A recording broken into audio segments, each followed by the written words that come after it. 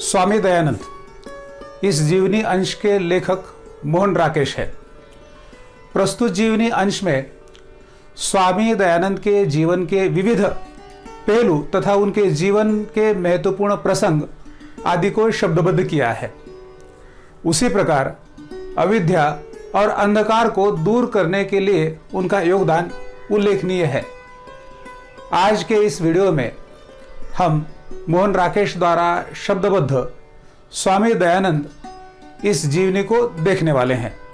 पाठ्यक्रम में समाविष्ट स्वामी दयानंद ये जीवनी तथा इस जीवनी के माध्यम से स्वामी दयानंद के योगदान और विचारधारा का भी विवेचन होगा। इस वीडियो को देखने से पहले अगर आपने इस चैनल को सब्सक्राइब नहीं किया है तो पहले सब्सक्राइब कर ले।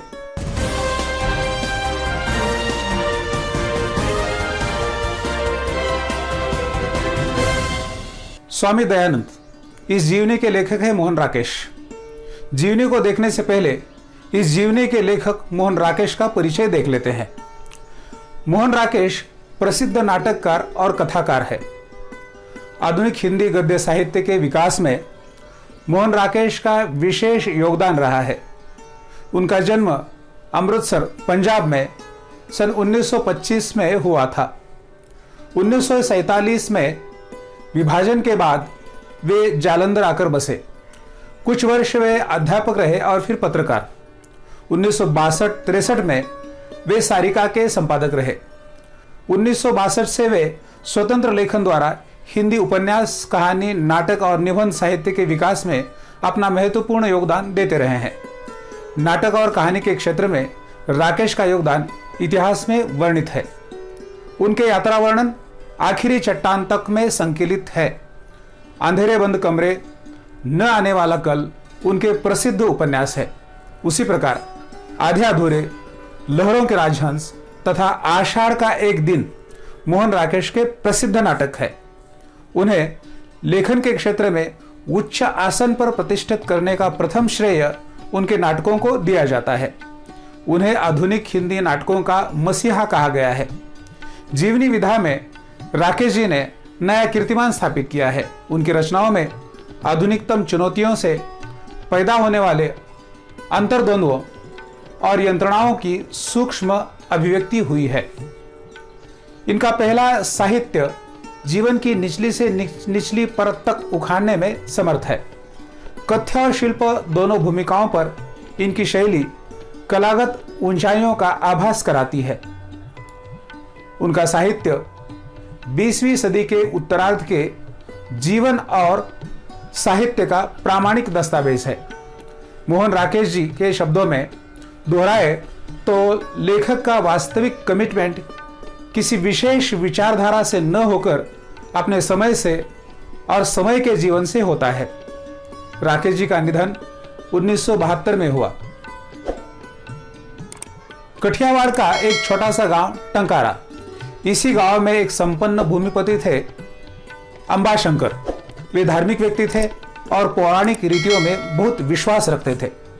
सारे विधि विधानों का पालन बहुत नियम पूर्वक किया करते थे। उनके यहाँ एक बालक ने जन्म लिया जिसका नाम रखा गया मूल शंकर। पिता की कामना थी कि बालक की शिक्षा ऐसी हो जिससे बड़ा होकर वह घर की परंपरा बनाए रखे।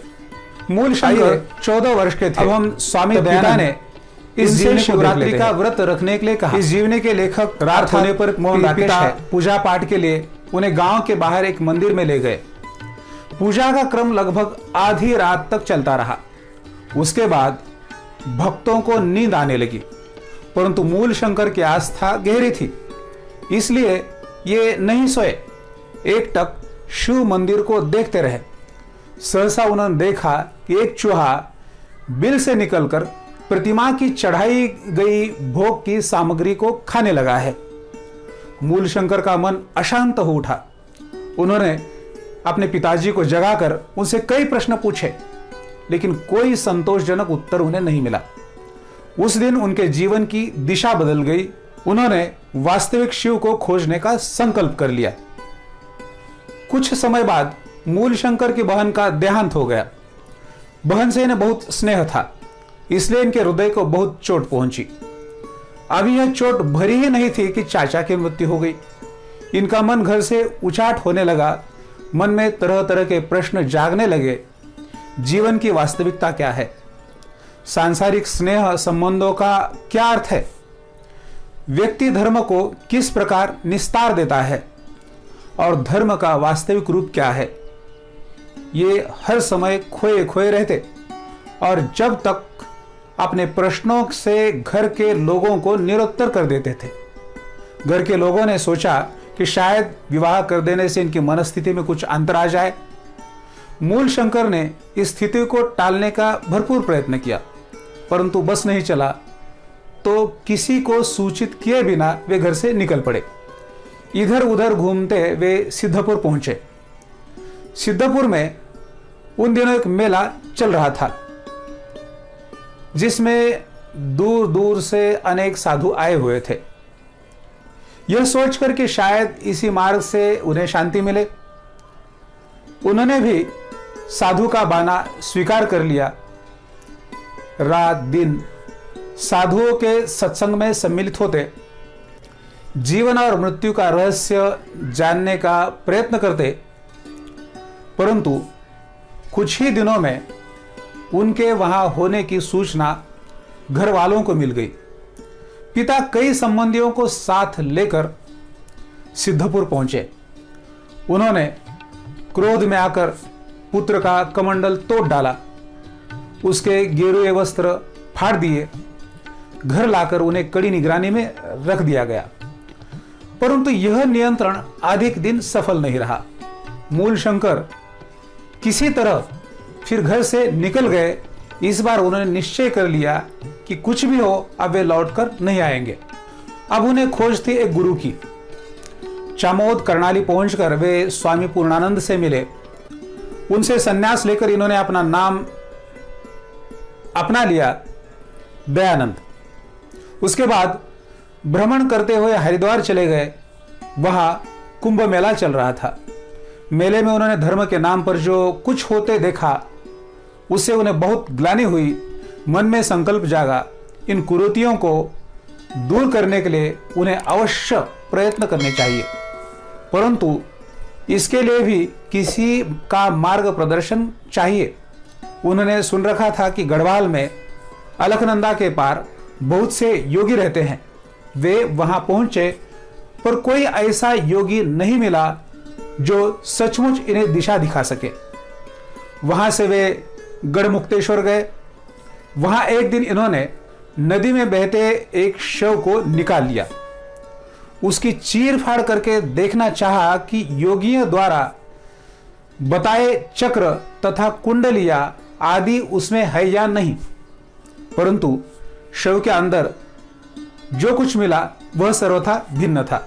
वे कानपुर गए, प्रयाग गए, काशी गए, पर कहीं भी उन्हें अपने मन के अनुकूल गुरु नहीं मिला।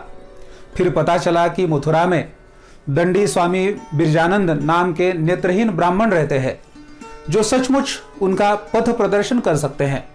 वे मथुरा चले गए। स्वामी बिरजानंद से मिलकर उन्हें लगा कि सचमुच यही गुरु है जिसकी उन्हें खोज थी। स्वामी बिरजानंद संस्कृत व्याकरण के पंडित थे। वेदों की उन्होंने मौलिक व्याख्या की थी। वे बहुदेवोपासना, मूर्ति पूजा को वेदों के विरुद्ध बतलाते थे। वे स्वयं एक ऐसे शिष्य की खोज में थे जो उनके विचार जन साधारण तक पहुंचा सके। दयानंद ने उनके कई प्रश्नों के उत्तर दिए।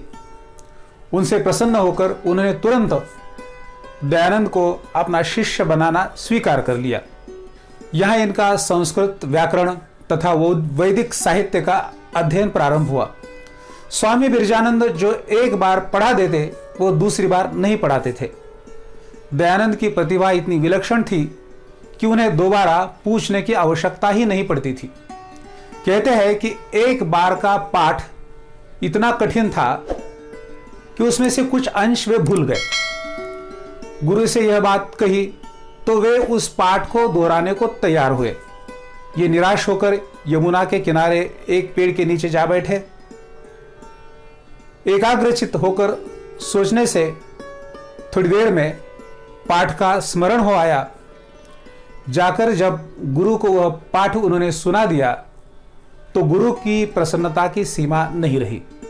स्वामी दयानंद स्वामी बिरजानंद के पास रहकर 2.5 वर्ष अध्ययन करते रहे। वेदों और शास्त्रों को समझने की एक नई दृष्टि प्राप्त करने में अनंतर विदा लेने का समय आया। दयानंद सोचने लगे कि उन्हें गुरु दक्षिणा क्या देनी चाहिए। गुरु को लौंग बहुत पसंद थे। दयानंद जब कुछ लौंग लेकर अपने गुरु के पास पहुंचे तो गुरु ने कहा, गुरु दक्षिणा के रूप में मुझे लौंग नहीं, कुछ और चाहिए। दयानंद बोले, मेरा तन मन आपकी सेवा में है, आप आदेश दीजिए। गुरु ने कहा, चारों ओर अविद्या और अज्ञान का अंधकार छाया है।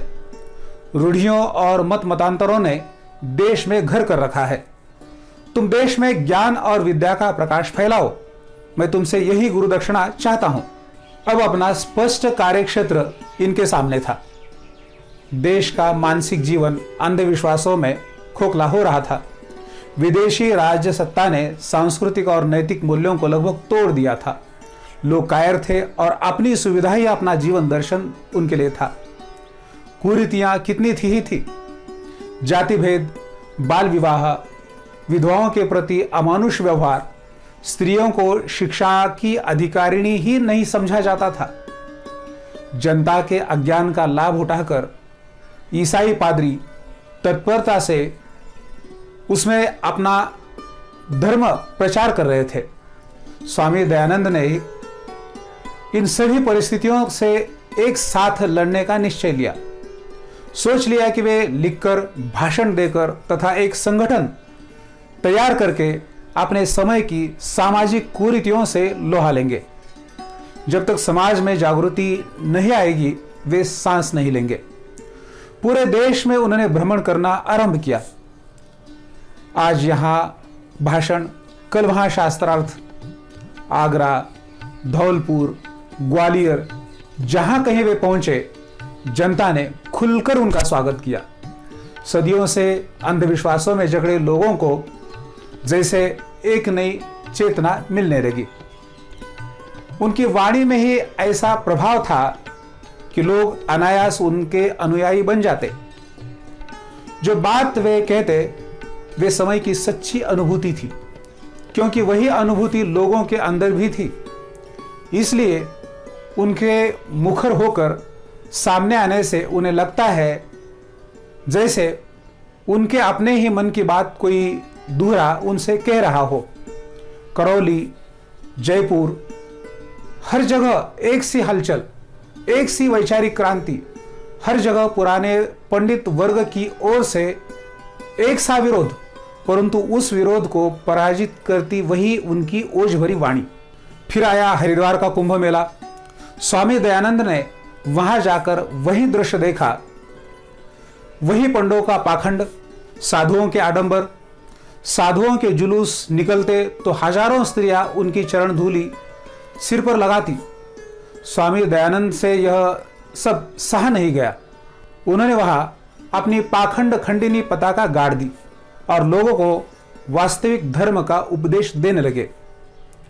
पंडों ने उन्हें वहां से उखाड़ने के बहुत प्रयास किए, परंतु प्रयास सफल नहीं हो सके। स्वामी दयानंद के सबल व्यक्तित्व तथा अकाट्य तर्कों के कारण जहां बहुत से लोग उनके शिष्य बन गए, वहां अनेक रूढ़िवादी उनके शत्रु भी बन गए। इन लोगों ने उन्हें मार्ग से हटाने के लिए सभी तरह के प्रयत्न किए। उन पर पत्थर बरसाए, यहां तक कि उन्हें विष भी देने का प्रयत्न किया गया। अनूप शहर में जब उन्हें विष दिया गया तो उन्होंने यौगिक क्रिया द्वारा सारा विष बाहर निकाल दिया। विष देने के अपराध में जब उस ब्राह्मण को पकड़ा गया तो स्वामी दयानंद ने यह कहकर उसे मुक्त करा दिया, मेरा ध्येय मनुष्यों को बंधन में डालना नहीं है, बंधन से मुक्त कराना है। और वह बंधन था सदियों में बनाए गए गलत संस्कारों का। उन्हें उन संस्कारों को बदलना था, लोगों को उस धर्म के निकट ले जाना था जो वास्तविक वैदिक धर्म था, वास्तविक आर्य धर्म था। इसके लिए आवश्यक था उनकी वाणी हर व्यक्ति तक पहुंचे। पहले वे संस्कृत भाषा में भाषण दिया करते थे, परंतु अपनी बात जनसाधारण तक पहुंचाने के लिए उन्होंने उन्हीं की भाषा में बात करने का निश्चय किया। अब वे अपना भाषण हिंदी में देने लगे। एक बार स्वामी दयानंद कर्णवास पहुंचे। उन दिनों वहां गंगा स्नान का मेला था। हजारों लोग देश के विभिन्न भागों से वहां स्नान के लिए आए थे। उसमें बरेली के राय कर्ण सिंह भी थे। स्वामी दयानंद ने वहां भाषण दिया। जैसे ही भाषण समाप्त हुआ, राय कर्ण सिंह उनसे वाद विवाद करने लगे। स्वामी दयानंद ने कर्ण सिंह से कुछ सवाल पूछे जिसका वह उत्तर नहीं दे पाए। अपनी असमर्थता पर उन्हें इतनी खींच हुई कि वे इन पर गालियों की बौछार करने लगे। क्रोध में उनका हाथ बार बार तलवार की मूठ पर जा रहा था। यह क्रोध देखकर दयानंद बोले, यदि शास्त्रार्थ करना है तो अपने गुरु को यहां बुला लाओ। यदि युद्ध करने का शौक है तो एक सन्यासी से क्यों टकराते हो? जयपुर और जोधपुर से जा भिड़ो। यह सुनकर कर्ण सिंह इन पर तलवार से वार करने दौड़े। वे वार करने ही जा रहे थे कि इन्होंने तलवार छीनकर उसके 2 टुकड़े कर दिए और कहा, मैं सन्यासी हूं, तुम पर वार करके बदला नहीं लूंगा। जाओ, भगवान तुम्हें सुबुद्धि दे। यूं तो स्वामी दयानंद का कार्यक्षेत्र सारा उत्तर भारत था, फिर भी इन्हें अधिक सफलता पंजाब, उत्तर प्रदेश और राजस्थान में मिली। लगभग 18 वर्ष वे विभिन्न प्रदेशों में घूमकर अपने सिद्धांतों का प्रचार करते रहे। एक तरह से कहा जा सकता है कि उन्होंने प्राचीन और नवीन के बीच एक कड़ी का काम किया। 10 अप्रैल 1875 को बंबई में इन्होंने आर्य समाज की स्थापना की। 2 वर्ष बाद लाहौर में आर्य समाज की स्थापना की गई। शीघ्र ही इसने एक व्यापक संगठन का रूप ले लिया और उत्तर भारत के प्रायः सभी नगरों और कस्बों में आर्य समाज के अपने मंदिर स्थापित हो गए। इनके शिष्यों की संख्या इतनी बढ़ गई कि इन्होंने यह वैचारिक क्रांति शिक्षा के क्षेत्र में ले जाने का निर्णय कर लिया। शिक्षा के अतिरिक्त राजनीति को भी एक नई दिशा देने का संकल्प कर लिया गया। इसी उद्देश्य से स्वामी श्रद्धानंद ने गुरुकुल कांगड़ी की स्थापना की है। सन 1883 में महाराजा जोधपुर ने स्वामी दयानंद को अपने यहाँ निमंत्रित किया था। वहाँ कई दिनों तक वे महाराजा के अतिथि के रूप में नियमित रूप से जनता को उपदेश देते रहे। वहां रहते इन्हें पता चला कि महाराज एक वेश्या से प्रेम करते हैं। इन्होंने इस बात की भर्त्सना की तो वह वेश्या इनकी शत्रु बन गई। रसोइयों से मिलकर उसने इन्हें भोजन में विष खिला दिया। विष के प्रभाव से इनके सारे शरीर पर फपोले निकल आए। चिकित्सा का अच्छे से अच्छा प्रबंध किया गया, परंतु कोई लाभ नहीं हुआ। सन 1883 की दिवाली का दिन था। स्वामी दयानंद गायत्री मंत्र का उच्चारण करते करते एकाएक मौन हो गए।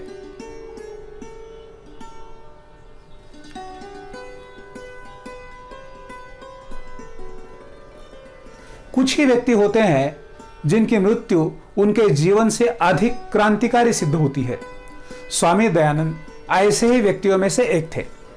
उनकी मृत्यु के कुछ ही वर्षों के अंदर आर्य समाज ने एक अत्यंत सबल आंदोलन का रूप ले लिया। भारत में स्वामी दयानंद को आधुनिक विचारधारा का प्रवर्तक कहा जाता है। सामाजिक, सांस्कृतिक, राजनीतिक तथा धार्मिक क्षेत्रों में उन्होंने जो स्थापनाएं सामने रखी, उन्हीं के आधार पर समाज का मानसिक पुनर्गठन संभव हो सका।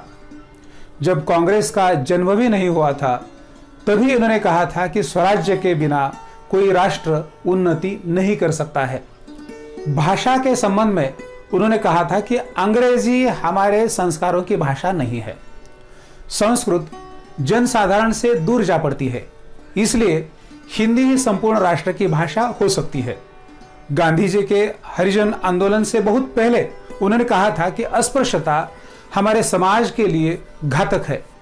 वर्ण व्यवस्था को स्वीकार करते हुए भी उसका आधार जन्म को नहीं कर्म को माना गया था। उन्होंने कहा, जन्म से सब बराबर है, अपने कर्म से व्यक्ति ब्राह्मण, क्षत्रिय, वैश्य या शूद्र बनता है। इसी तरह स्त्री शिक्षा का सूत्रपात तथा विधवा विवाह का समर्थन करके उन्होंने एक पिछड़े समाज को अग्रगामी बनाने में बहुत बड़ा योग दिया।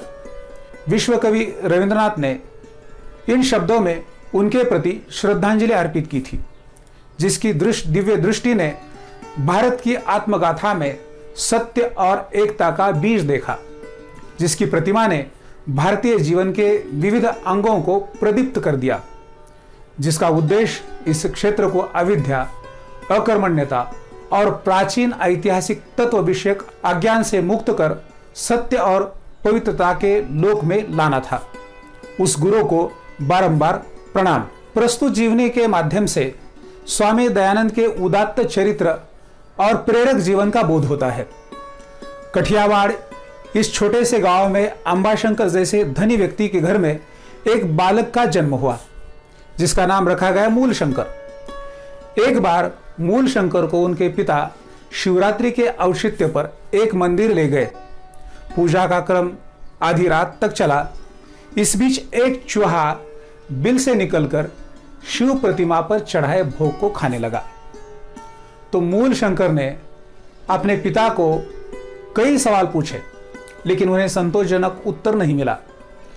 उनके उत्तरों से मूलशंकर का समाधान नहीं हुआ। उस दिन से उनके जीवन की दिशा बदली और उन्होंने वास्तविक शिव को खोजने का संकल्प किया। कुछ दिनों बाद मूलशंकर की बहन का निधन हो गया। उसके बाद उनके चाचा की मृत्यु हो गई। तब वे बहुत दुखी हो गए।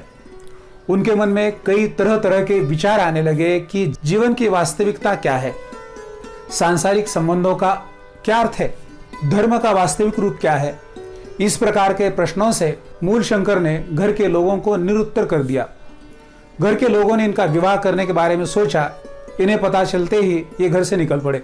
घूमते हुए वे सिद्धपुर के एक मेले में पहुंचे। वहां के साधुओं के साथ रहकर जीवन और मृत्यु का रहस्य जानने की कोशिश की। घर वालों को पता चला कि वे सिद्धपुर में है, तो उनके पिता तथा संबंधी उनके पास पहुंच गए। उनके पिता ने उनका कमंडल तोड़ डाला, उनके गेरुए वस्त्र फाड़ दिए। उन्हें घर लाया गया, निगरानी में रखा गया, लेकिन वे पुनः किसी तरह घर से निकल पड़े। उन्हें गुरु की खोज थी। चामोद कर्णाली पहुंचकर स्वामी पूर्णानंद से वे मिले। उनसे संन्यास लेकर एक नया नाम अपना लिया, दयानंद। वे दयानंद बन चुके थे। जी हाँ, स्वामी दयानंद। फिर वे हरिद्वार पहुंचे। वहां भी धर्म के नाम पर कुरीतियों को देखा और इन्हें दूर करने का निश्चय किया। इसके लिए भी मार्गदर्शन की जरूरत थी। वे इसलिए गढ़वाल में अलकनंदा के पार योगी की खोज में पहुंचे। वहां भी कोई योगी नहीं मिला, तो वे गढ़ मुक्तेश्वर गए। नदी से एक शव निकाला और उसकी चीर फाड़ कर देखना चाहा कि योगियों द्वारा बताए गए चक्र कुंडलियां है या नहीं, पर शव के अंदर कुछ न मिला। फिर वे कानपुर, प्रयाग और काशी गए। फिर मथुरा गए, जहां दंडी स्वामी बिरजानंद नाम का नेत्रहीन ब्राह्मण था, जो संस्कृत व्याकरण के ज्ञानी थे। वेदों की उन्होंने मौलिक व्याख्या की थी। वे बहुदेवोपासना और मूर्ति पूजा को वेदों के विरुद्ध बतलाते थे। वे भी एक ऐसे शिष्य की खोज में थे। उनके विचार जन साधारण तक पहुंचाए। उनके प्रश्नों के उत्तर दयानंद ने दिए, तो प्रसन्न होकर दयानंद को अपना शिष्य बनाना उन्होंने स्वीकार कर लिया। स्वामी बिरजानंद के पास ही स्वामी दयानंद का संस्कृत व्याकरण और वैदिक साहित्य का अध्ययन आरंभ हुआ। 2.5 वर्षों तक की पढ़ाई के बाद उन्होंने गुरु को गुरु दक्षिणा के बारे में पूछा तो गुरु ने कहा कि चारों ओर अविद्या और अज्ञान का अंधकार छाया है। रूढ़ियों और मत मतांतरों ने देश में घर कर रखा है। तुम देश में ज्ञान और विद्या का प्रकाश फैलाओ। मैं तुमसे यही गुरु दक्षिणा चाहता हूं। देश का मानसिक जीवन अंधविश्वासों से खोखला हो रहा था। नैतिक मूल्यों का पतन हो रहा था। लोग इतने कायर थे कि अपनी सुविधा ही अपना जीवन दर्शन मानते थे। समाज में बहुत सारी कुरीतियां थी, जैसे जाति भेद, बाल विवाह, विधवाओं के प्रति अमानुष व्यवहार, अज्ञान का लाभ उठाकर धर्म परिवर्तन, स्त्रियों को शिक्षा से दूर रखना आदि अनेक समस्याओं से लड़ने के लिए स्वामी दयानंद ने भ्रमण, भाषण और संगठन की ओर ध्यान दिया। हरिद्वार में उन्होंने वास्तविक आर्य धर्म का उपदेश दिया। परंपरागत साधु तथा पंडों ने उनका खूब विरोध करना शुरू किया, फिर भी अनेक लोग उनके शिष्य बन गए। रूढ़िवादी उनके शत्रु बने, उन पर पत्थर बरसाए गए। अनूप शहर में उन्हें विष दिया गया। यौगिक क्रिया के द्वारा सारा विष बाहर निकाला। विष दिलाने वालों को पकड़ा गया, लेकिन स्वामी दयानंद ने उसे मुक्त कराया। स्वामी दयानंद पहले संस्कृत में भाषण देते थे, लेकिन जन सामान्य के लिए उन्होंने हिंदी में भाषण देना शुरू किया। एक बार कर्णवास में गंगा स्नान का मेला था। वहां पर बरेली के राय कर्ण सिंह भी थे। स्वामी के भाषण के बाद कर्ण सिंह उनसे विवाद करने लगे। स्वामी दयानंद के कुछ प्रश्नों के उत्तर वे दे न सके तो दयानंद पर गालियों की बौछार करने लगे। स्वामी पर तलवार उठाई तो स्वामी ने तलवार के 2 टुकड़े करा दिए और कहा, सन्यासी वार करके बदला नहीं लेते हैं। स्वामी का कार्यक्षेत्र उत्तर भारत था। 18 वर्ष घूमकर अपने सिद्धांतों का प्रसार किया। 10 अप्रैल 1875 को बंबई में स्वामी ने आर्य समाज की स्थापना की। व्यापक संगठन बनाया। आर्य समाज के अपने मंदिर स्थापित किए। 1883 में महाराजा जोधपुर ने उन्हें निमंत्रित किया था। स्वामी को पता चला कि महाराज एक वेश्या से प्रेम करते हैं, तो उन्होंने इस बात की भर्त्सना की तो वेश्या इनकी शत्रु बनी और रसोइयों के साथ मिलकर उनके भोजन में विष मिलाया। स्वामी के शरीर में फफोले निकल आए। चिकित्सा का भी लाभ नहीं हुआ। 1883 को दिवाली के दिन स्वामी दयानंद गायत्री मंत्र के उच्चारण करते करते एकाएक मौन हो गए। इस तरह क्रांतिकारी व्यक्ति ने समाज को सही रास्ते पर लाना चाहा। उनकी मृत्यु के बाद एक विशाल संगठन तैयार हुआ। उन्हें आधुनिक भारत का प्रवर्तक कहा जा सकता है। कांग्रेस के जन्म से पहले स्वामी ने कहा था कि स्वराज्य के बिना कोई राष्ट्र उन्नति नहीं कर सकता है। भाषा के बारे में उन्होंने कहा कि अंग्रेजी हमारे संस्कारों की भाषा नहीं है।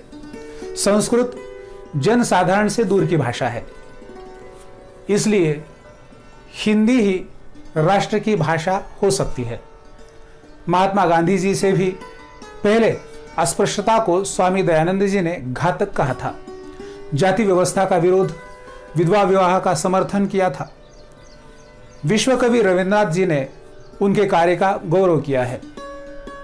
इस प्रकार मोहन राकेश ने स्वामी दयानंद इस जीवनी के माध्यम से स्वामी दयानंद के जीवन के विविध प्रसंगों को उद्घाटित करते हुए उनके विचारों की महानता को प्रतिपादित किया है। तो निश्चित रूप से आपको यह वीडियो पसंद आया होगा। आप इसी तरह की वीडियो देखना चाहते हैं तो इस चैनल को लाइक, शेयर और सब्सक्राइब करना न भूलें।